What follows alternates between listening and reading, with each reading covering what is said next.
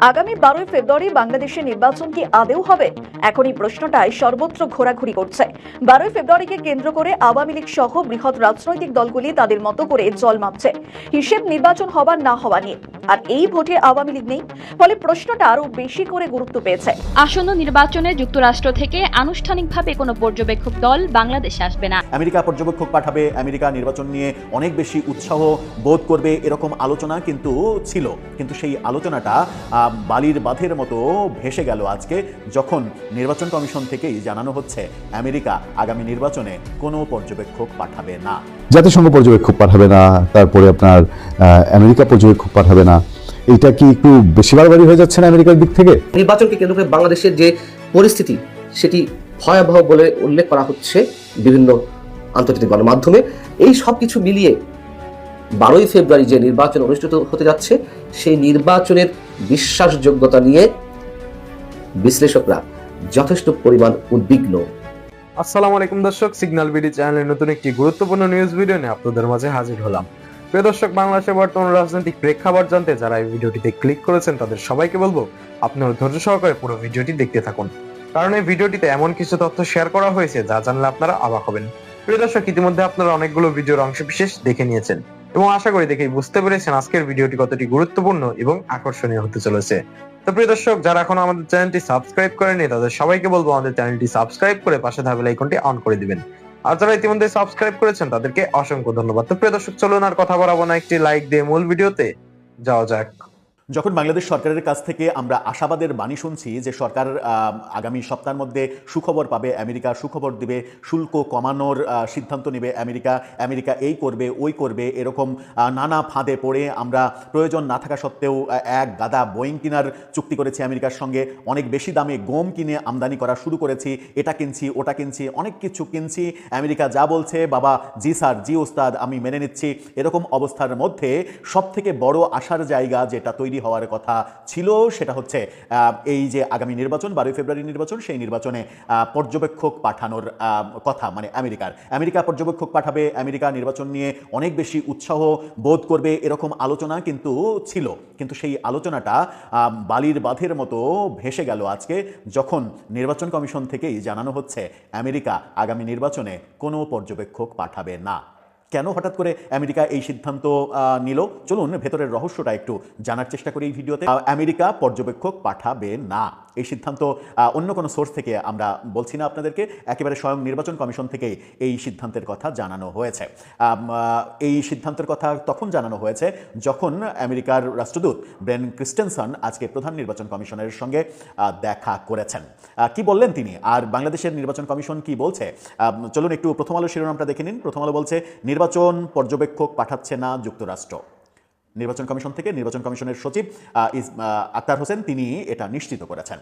কখন নিশ্চিত করলেন? যখন ব্রেন ক্রিস্টেনসন প্রধান নির্বাচন কমিশনের সঙ্গে বৈঠক করলেন। বৈঠক পরে খুবই ছোট্ট 1 মিনিটের একটা প্রেস কনফারেন্সে তিনি কথা বলেছেন। সেখানে তিনি বলছেন যে বাংলাদেশের নির্বাচনে জনগণ যাকে বিজয়ী করবে তার সঙ্গেই আমেরিকা কাজ করতে প্রস্তুত, যে নির্বাচিত হবে সরকার গঠন করবে তাদের সঙ্গেই আমেরিকা কাজ করবে, আমেরিকা কোনো পক্ষ নেবে না, এরকম অবস্থান জানালেন। এর আগে আমরা আমেরিকার স্টেট ডিপার্টমেন্টের এই সেম মন্তব্যের কথা নিয়ে আরেকটি ভিডিওতে আলোচনা করেছিলাম, যখন মার্কিন এক কূটনীতিবিদের অডিও ফাঁস হয়েছিল ওয়াশিংটন পোস্টে, যেখানে আমরা দেখেছিলাম যে আমেরিকা চাইছে আগামী নির্বাচনে জামাত বিজয়ী হোক এবং আগামীতে জামাত সরকার গঠন করুক। সেরকম একটা পরিস্থিতিতে ব্রেন ক্রিস্টেনসন বলার চেষ্টা করলেন যে যে দলই আসুক সেই দলের সঙ্গেই, সেই সরকারের সঙ্গেই কাজ করবে তারা। কিন্তু EC Akhtar Hossain Brian Christensen পর্যবেক্ষক নিয়ে কোনো কথা বলেননি, কারণ তিনি ডিটেল কোনো কথাই বলেননি। মাত্র 1 মিনিট সৌজন্যতা মানে রক্ষার জন্য তিনি সাংবাদিকদের উদ্দেশ্যে শুধু ওই কথাটা বলে চলে গেছে।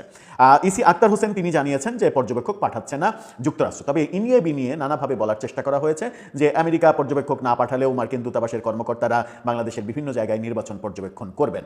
যখন পর্যবেক্ষক এত পর্যবেক্ষক বিদেশ থেকে আসছে বলে আমরা শুনছি, এবং মজার ব্যাপার হচ্ছে যেটা নিয়ে বাংলাদেশে বিভিন্ন সংস্থা থেকে প্রতিবাদ জানানো হয়েছে, বাংলাদেশের বড় বড় এনজিও থেকে প্রতিবাদ জানানো হয়েছে যে বিদেশি পর্যবেক্ষকদের বিভিন্ন ধরনের খরচের টাকা দিচ্ছে বাংলাদেশ সরকার, অর্থাৎ তারা যাতায়াতের বিমান ভাড়া পাচ্ছে, থাকা খাওয়ার টাকা পাচ্ছে, সব খরচ বাংলাদেশ সরকার বহন করছে এবং সব খরচ বহন করে বিদেশে থেকে তারা বেশ কিছু পর্যবেক্ষক আনতে সমর্থ হচ্ছে। সেরকম একটা পর্যায়ে আমেরিকা পর্যবেক্ষক পাঠাচ্ছে না, এটা একটা বড় খবর। কি বলছে প্রথম আলো বিস্তারিততে?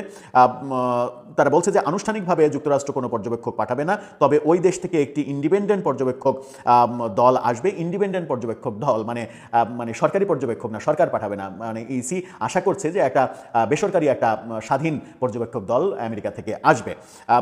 আর ঢাকায় মার্কিন দূতাবাসের কর্মকর্তারা তাদের মতো করে ঢাকা, সিলেট, চট্টগ্রাম, খুলনায় নির্বাচন পর্যবেক্ষণ করবেন। তবে তারা ফর্মাল পর্যবেক্ষক নন, তারা ভোট দেখতে যাবেন। খুবই স্পষ্ট বার্তা, বুঝতে পেরেছেন? তারা ভোট দেখতে যাবেন, তারা ফর্মাল পর্যবেক্ষক না। ফর্মাল পর্যবেক্ষক আর ভোট দেখতে যাওয়া কিন্তু এক ব্যাপার নয়। যুক্তরাষ্ট্র ফর্মালি কোনো পর্যবেক্ষক পাঠাচ্ছে না, অর্থাৎ বাংলাদেশের এই নির্বাচনটাকে যুক্তরাষ্ট্রের স্বীকৃতি আদায়ের ব্যাপারে কাঠখড় পোড়াতে হয় কিনা সেটা একটা বড় বিষয়। নাকি যুক্তরাষ্ট্র এই সরকারের কাছ থেকে আরও অনেক কিছু চেয়েছিল যেগুলো পাচ্ছে না, সেই কারণেই পর্যবেক্ষক না পাঠানোর সিদ্ধান্ত নিয়েছে? অনেক কিছুই হতে পারে ভেতরে ভেতরে। নির্বাচন কমিশন তার জ্যেষ্ঠ সচিব আক্তার হোসেন তিনি এই তথ্য নিশ্চিত করেছেন। এম নাসির উদ্দিনের সঙ্গে বৈঠক করেছেন ব্রেন ক্রিস্টেনসন, সেই কথাও জানানো হয়েছে। এখন এই যে তথ্য জানানো হলো, অর্থাৎ আমেরিকা পর্যবেক্ষক পাঠাচ্ছে না এবং ইনিয়ে বিনিয়ে বলা হলো যে আমেরিকার এখানকার দূতাবাসের কর্মকর্তারা ঢাকা, চট্টগ্রাম, সিলেট, খুলনা বিভিন্ন জায়গায় তারা ভোট দেখবে, তারা তাদের মতো করে ভোট দেখুক না কি করুক সেটা তো বাংলাদেশ সরকারের ব্যাপার নয়। পর্যবেক্ষক তো একটা ফর্মাল ব্যাপার। নির্বাচন কমিশনের কার্ড, বিশেষ কার্ড থাকবে, নির্বাচন কমিশনে রেজিস্টার হতে হবে, রেজিস্ট্রেশন করে তাদের পর্যবেক্ষক হতে হবে। তার সঙ্গে মানে নির্বাচন কমিশন কিংবা সরকারের পক্ষ থেকে তাদের খরচ বরচ এগুলো দেওয়া হবে, হোটেল ভাড়া, থাকা খাওয়া, তাদের অন্যান্য খরচ, বিমান ভাড়া সবই সরকার দেবে, অর্থাৎ একটা প্রসিডিউরের মধ্য দিয়ে আসতে হবে। এর আগে কিন্তু এই ব্যাপারগুলো ছিল না যে বিভিন্ন দেশ থেকে, যেমন কিছুদিন আগে আওয়ামী লীগের সাবেক পররাষ্ট্রমন্ত্রী এম মোমেন তিনি তার বাংলাদেশ থেকে বিদেশে পালিয়ে যাওয়ার হিস্ট্রি শুনিয়েছিলেন। সেখানে তাকে বলতে শোনা গিয়েছিল যে তার সময়ে বিদেশি পর্যবেক্ষকরা আসতে চেয়েছিলেন, কিন্তু দাবি করেছিলেন যে তাদের খরচ বরচ এগুলো দিতে হবে। কিন্তু পররাষ্ট্রমন্ত্রী সাবেক যিনি আব্দুল মোমেন তিনি বলছেন যে আমি ওইগুলো অ্যালাউ করিনি, আমি বলেছি যে তোমরা আসলে তোমাদের খরচে আসতে হবে, সেই কারণেই তারা আসেনি। এখন এই সরকার একটা কৌশল অবলম্বন করেছে, মানে টাকা দিলে, যদি টাকা দেওয়া হয় সেই টাকাটা যেভাবেই হোক না কেন, বিদেশি মানুষদের বাংলাদেশ ভ্রমণের একটা সুযোগ দেওয়া হচ্ছে। তার বিমান ভাড়া, হোটেল ভাড়া, থাকা খাওয়া এভরিথিং খরচ যদি একটা দেশের সরকার দেয়, আপনাকেও যদি বলে যে আপনি 5 জন নিয়ে আমেরিকায় আসেন, আমেরিকার বিমান ভাড়া, ওখানে হোটেল ভাড়া, থাকা খাওয়া ঘোরাফেরা সব কিছু আমরা বেয়ার করব, কে যাবে না? এটা তো একটা বড় বিষয়। আর এই মানে এনজিও সেক্টরের লোকজন কিংবা এনজিও রিলেটেড লোকজন যারা সরকারের কাছাকাছি থাকে কিংবা সরকারের রেজিস্টার্ড প্রতিষ্ঠান, তারা তো এই সুযোগগুলো লুফে নেয়। বিভিন্ন দেশের যারা রয়েছেন, বাংলাদেশের ক্ষেত্রেও সেই সুযোগ লুফে নেওয়ার ব্যাপার হচ্ছে, কিন্তু আমেরিকা সেই সুযোগটা লুফে নিল না কেন সেটা একটা বড় বিষয়। আমেরিকার সঙ্গে সম্পর্ক উন্নয়নের বারংবার চেষ্টা আমরা দেখেছি এই সরকারের, কিন্তু সেই উন্নয়নটা কি শেষ পর্যন্ত হয়ে ওঠেনি, কিংবা উন্নয়নটা কি একটা পর্যায় পর্যন্ত যায়নি যেখানে গেলে আমেরিকা ভোটে পর্যবেক্ষক পাঠিয়ে তাদের সমর্থনটা ব্যক্ত করতে পারত? নাকি এই ভোটটাকে আমেরিকা সমর্থনই করছে না? আর ভোটটাকে সমর্থন না করলে অনেক দিন থেকেই যেটা শোনা যাচ্ছিল, আমেরিকা, যুক্তরাজ্য সহ বেশ কিছু দেশ এখন পর্যন্ত, ভারত তো আছেই, এখন পর্যন্ত বাংলাদেশে ইনক্লুসিভ নির্বাচন চাইছে। ইনক্লুসিভ নির্বাচন কিভাবে করা যায় সেরকম প্রচেষ্টা তাদের মধ্যে রয়েছে। যদি সেটাও থেকে থাকে তাহলেও কিন্তু এটা একটা অশনি সংকেতের কথা। আসসালামু আলাইকুম। প্রফেসর ইউনূস সাহেবের পেয়ারির আমেরিকা, তাকে যিনি যারা আসতে হেল্প করেছে, যাদের পরামর্শে তিনি এখানে এসছেন এবং আমেরিকা থেকে ঢলকে ঢল লোক এনে তিনি দেশ চালাচ্ছেন, আমেরিকার পছন্দের মানুষজন, আমেরিকার নাগরিক তাদেরকে দিয়ে চালাচ্ছেন, সেই আমেরিকা ডক্টর ইউনূসের সঙ্গে একরকম বিটলামি শুরু করেছে। এটা বিটলামি না তো কি? দেখেন, এর মধ্যে বিশ্বের আরো 75টা দেশের সাথে আমেরিকা বাংলাদেশের নাগরিকদের মানে ভিসা বন্ধ করে দিয়েছে। আর 74টাই দিত, বাংলাদেশকে কেন দিল? না দিলেও পারতো, এখানে ডক্টর ইউনূস আছে না, তো আপনার বাংলাদেশকে বাদ দিবে, এটাই তো স্বাভাবিক ছিল। আমেরিকার লোক তিনি। এবার এসে ডক্টর ইউনূসের যে নির্বাচন, তার নিয়ন্ত্রিত নির্বাচন, তার হচ্ছে এই মহা উৎসবের নির্বাচন, তারপরে তার ইচ্ছামাফিক নির্বাচন, তিনি যাদেরকে দিয়ে আমরা ছোটবেলায় পাখি দিয়ে খেলা লাগাইতাম, 2 কুকুর ছানাকে দিয়ে খেলা লাগাইতাম, এরকম ঠুস দিতাম একটার সাথে একটা যেন ঝগড়া লাগে, তো এরকম উনি খেলা লাগিয়েছেন বাংলাদেশে। তো সেই খেলার নির্বাচন, এই নির্বাচনে তার পেয়ারের যুক্তরাষ্ট্র এই বাংলাদেশে পর্যবেক্ষক পাঠাবেন। এটা কেমন হলো? জাতিসংঘ পর্যবেক্ষক পাঠাবে না, তারপরে আপনার আমেরিকা পর্যবেক্ষক পাঠাবে না, এটা কি একটু বেশি বাড়াবাড়ি হয়ে যাচ্ছে না আমেরিকার দিক থেকে? এই তবে যুক্ত আমেরিকার এই সিদ্ধান্তটা পত্রপত্রিকা যেভাবে এসছে এটা একটু ডিফারেন্টভাবে এসছে। আমেরিকার রাষ্ট্রদূত ব্রেন্ট ক্রিস্টেনসন তিনি প্রধান নির্বাচন কমিশনার সিইসির সঙ্গে দেখা করেছেন। তারপরে সেখান থেকে যে তথ্যগুলো পাওয়া যাচ্ছে সেগুলো হলো বাংলাদেশের ত্রয়োদশ জাতীয় সংসদ নির্বাচনে আনুষ্ঠানিকভাবে পর্যবেক্ষণ পাঠাবে না যুক্তরাষ্ট্র, তবে ওই দেশ থেকে একটি ইন্ডিপেন্ডেন্ট পর্যবেক্ষক দল আসবে, মানে স্বাধীন পর্যবেক্ষক দল। এইটা আর সরকারি পর্যবেক্ষক দুটার মধ্যে পার্থক্য আছে। আর ঢাকায় মার্কিন দূতাবাসের কর্মকর্তা তাদের মতো করে ঢাকা, সিলেট, চট্টগ্রাম, খুলনায় নির্বাচন পর্যবেক্ষণে যাবেন, তবে তারা ফর্মাল পর্যবেক্ষক নন, তারা ভোট দেখতে যাবেন। ভোট আমরা যেরকম দেখি, ভোটের আমেজ, আমেরিকা তো জানে ভোটে কি হচ্ছে না হচ্ছে, আমেরিকার কিছুই অজানা না। আচ্ছা, বুধবার দুপুরে নির্বাচন কমিশন ইসি সচিবালয়ের জ্যেষ্ঠ সচিব আক্তার আহমেদ তিনি সাংবাদিকদের তথ্য জানান। এর আগে প্রধান নির্বাচন কমিশনার সিইসি এম নাসিরুদ্দিনের সঙ্গে বৈঠক করেন ঢাকায় নিযুক্ত যুক্তরাষ্ট্রের রাষ্ট্রদূত ব্রেন্ট ক্রিস্টেনসন। এই বৈঠকে ইসি সচিব উপস্থিত ছিলেন।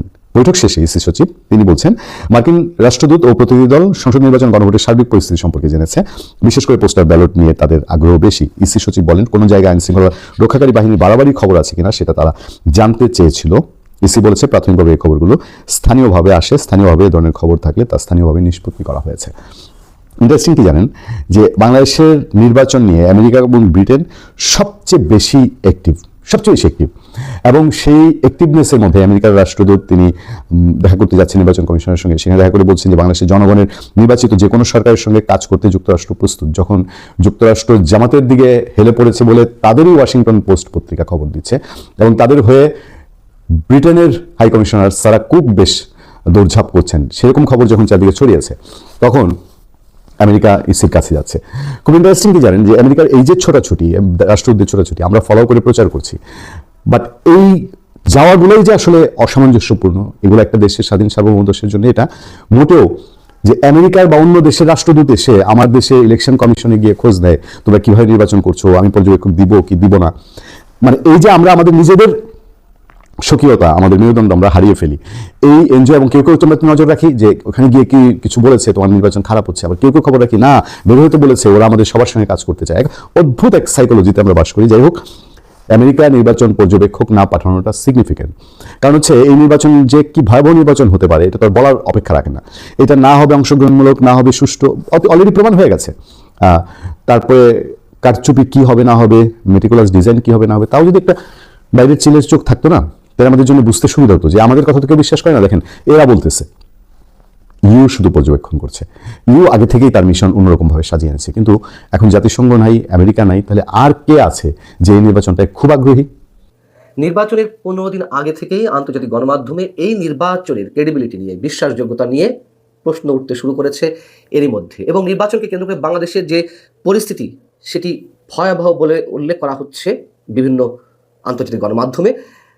এমনই একটি প্রতিবেদন প্রকাশ করা হয়েছে কাতার ভিত্তিক আন্তর্জাতিক গণমাধ্যম আল জাজিরাতে, যার শিরোনাম frightening situation, Bangladesh elections haunted by political violence, এবং এর সাবটাইটেলে বলা হচ্ছে যে ডিসেম্বরে নির্বাচন ঘোষণার পর থেকে, তফসিল ঘোষণার পর থেকে কমপক্ষে 16 জন রাজনৈতিক কর্মী নিহত হয়েছেন, শুধু রাজনৈতিক কর্মী, যার ফলে অনেক বাংলাদেশে যে সহিংসতার পরিবেশ নিয়ে আতঙ্কে ছিলেন, এখন বাস্তব অবস্থার প্রেক্ষিতে সেই আশঙ্কাই সত্য বলে প্রতিষ্ঠিত হচ্ছে।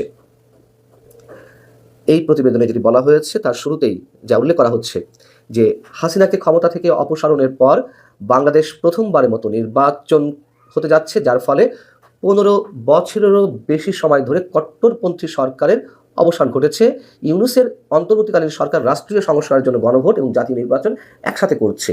যদিও এই প্রতিবেদনে এই গণভোট নিয়েও যে এরই মধ্যে বিতর্ক শুরু হয়েছে সেটি আর বলা হয়নি, যদিও তারা একবারই প্রশ্ন উত্থাপন করেছে শেষাংশে গিয়ে যে এই নির্বাচনের ক্রেডিবিলিটি এরই মধ্যে প্রশ্নবিদ্ধ হতে শুরু করেছে। যাও, এখানে বলা হচ্ছে যে ধারাবাহিক হত্যাকাণ্ড, হুমকি এবং রাস্তাঘাটের সংঘর্ষের ফলে অতীতের নির্বাচনী সহিংসতার আশঙ্কা পুনরুজ্জীবিত হচ্ছে, এবং বিএনপি নেতৃত্বাধীন যে জোট, জামাত নেতৃত্বাধীন যে জোট, সেই জোটের কিছু হিসাব নিকাশ দেখানো হয়েছে। এবং এখানে বলা হচ্ছে যে আওয়ামী লীগকে ফ্যাসিস্ট বলা হচ্ছে, সেই ফ্যাসিস্ট আওয়ামী লীগ নির্বাচনী মাঠে না থাকলেও বাংলাদেশ অস্থির।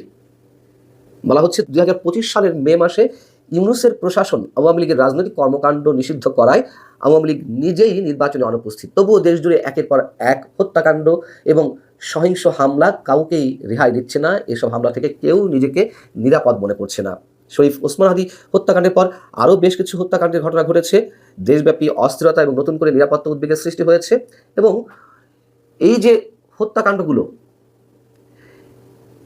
এর কোনোটি আনুষ্ঠানিকভাবে এখনো রাজনৈতিকভাবে উদ্দেশ্য প্রণোদিত কিনা সেভাবেও চিহ্নিত করা হয়নি। অর্থাৎ একের পর এক হত্যাকাণ্ডের ঘটনা ঘটছে, কিন্তু সেগুলো অমীমাংসিত রয়ে যাচ্ছে, কোনো ধরনের ইনভেস্টিগেশন নেই, কারা এর সঙ্গে জড়িত তা বের হচ্ছে না।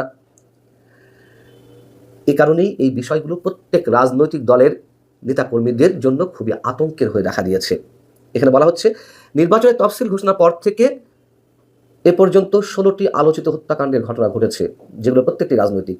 এর মধ্যে যেমন শরীফ ওসমান হাদি রয়েছেন, আবার বিএনপির দলীয় নেতাকর্মী বেশি 13 জন হত্যাকাণ্ডের শিকার হয়েছেন তাদের নেতাকর্মীদের। আর জামাতের নেতা আনারুল্লাহ এবং নিষিদ্ধ আওয়ামী লীগের যুব শাখা যুবলীগের একজন নেতা রয়েছেন। বাংলাদেশের একটি প্রথম সারির দৈনিকের রেফারেন্স দিয়ে এখানে বলা হচ্ছে যে নিহতদের মধ্যে 7 জনকে গুলি করে হত্যা করা হয়েছে, যা অবৈধ আগ্নেয়াস্ত্রের ব্যাপক উপস্থিতির প্রমাণ দেয়। এখন যে অস্ত্রগুলো লুট করা হয়েছে 5 আগস্ট পরপরই বিভিন্ন থানা থেকে, পুলিশের অস্ত্র বা অন্যান্য বিভিন্ন জায়গা থেকে যে অস্ত্রগুলো খোয়া গেছে, তার 1/3 এখনো পর্যন্ত উদ্ধার করা সম্ভব হয়নি। 2024 সালের বিদ্রোহের সময় নিরাপত্তা বাহিনীর কাছ থেকে লুট হওয়া 3619টি অস্ত্রের মধ্যে 1360টি এখনো লাপাত্তা। মানবাধিকার একটি সংগঠনের রেফারেন্স দিয়ে বলা হচ্ছে যে নির্বাচনের তফসিল ঘোষণার পর থেকে দেশব্যাপী কমপক্ষে 62টি নির্বাচন সম্পর্কিত সংঘর্ষ সংঘটিত হয়েছে। এবং এ কারণে বিশ্লেষকরা বলছেন, বিদ্রোহী প্রার্থীদের নির্বাচনী এলাকাগুলোতে ভোটের আগে সহিংসতা প্রবণতা আরও অনেক বেশি এবং প্রচারণা তীব্রতর হওয়ার সাথে সাথে রাজনৈতিক উত্তেজনা ক্রমশ জনসাধারণের দৃষ্টিতেও ছড়িয়ে পড়ছে। বলা হচ্ছে যে অনেকেই হয়তো মনে করছেন যে নির্বাচন উৎসবমুখর হবে, কিন্তু এই যে সন্ত্রাস, এই যে বিতর্ক, এর ঊর্ধ্বে কীভাবে ওঠা যায় তা কেউ বলতে পারছে না এবং সেটি সম্ভবত অনেক বেশি কঠিন। বলা হচ্ছে যে পুলিশই নাকি বলছে রাজনৈতিক কর্মকাণ্ড সম্প্রসারিত হওয়ার সাথে সাথে দেশব্যাপী রাস্তাঘাটের সংঘর্ষ রোধ করা অনেক বেশি দুঃসাধ্য হয়ে উঠছে। তবে আমাদের ডক্টর ইউনূস সাহেবের দপ্তর বলছে যে নিরাপত্তা সংস্থাগুলির মধ্যে কঠোর সমন্বয়ের কারণে বিগত জাতীয় নির্বাচনের তুলনায় এখনো পর্যন্ত সহিংসতা কম হয়েছে। যেমন স্বরাষ্ট্র উপদেষ্টা লেফটেন্যান্ট জেনারেল অবসরপ্রাপ্ত জাহাঙ্গীর আলম চৌধুরী খানিকক্ষণ আগেই বললেন যে পরিস্থিতি সম্পূর্ণ নিয়ন্ত্রণে, কোনো ধরনের কোনো সমস্যা কোথাও নেই। এটা তিনি বরাবরই বলে আসছেন, বাংলাদেশে কোথাও কোনো সমস্যা নেই। আল্লাহ আমাদেরকে দিয়েছেন একজন মান্যবর স্বরাষ্ট্র উপদেষ্টা। এবং সবশেষে এসে আল জাজিরার প্রতিবেদনের সবশেষে এসে বলা হচ্ছে, নয়াদিল্লিতে নির্বাসিত সাবেক প্রধানমন্ত্রী শেখ হাসিনা গত শনিবার তার সমর্থকদের উদ্দেশ্যে ইউনূস নেতৃত্বাধীন সরকারকে উৎখাত করার আহ্বান জানিয়েছেন, যা ভোটের আগে আরও রাজনৈতিক উত্তেজনা সৃষ্টি করেছে। এবং যেটি প্রথমে বলছিলাম সেটি শেষাংশে এসে বলা হচ্ছে যে এই সব কিছু মিলিয়ে 12ই ফেব্রুয়ারি যে নির্বাচন অনুষ্ঠিত হতে যাচ্ছে, সেই নির্বাচনের বিশ্বাসযোগ্যতা নিয়ে বিশ্লেষকরা যথেষ্ট পরিমাণ উদ্বিগ্ন। প্রিয় দর্শক, ইতিমধ্যে আপনারা আমাদের পুরো ভিডিওটি দেখেছেন। ভিডিওটি দেখে কি জানলেন এবং বুঝলেন, অবশ্যই আপনাদের মূল্যবান মতামতটি আমাদের কমেন্ট বক্সে জানাতে ভুলবেন না। এখনো যারা আমাদের চ্যানেলটি সাবস্ক্রাইব করেননি তাদের সবাইকে বলবো আমাদের চ্যানেলটি সাবস্ক্রাইব করে পাশে থাকা বেল আইকনটি অন করে দিবেন, এরকম নিত্য নতুন প্রতিদিন গরম গরম নিউজ আপডেট পেতে। ধন্যবাদ সবাইকে।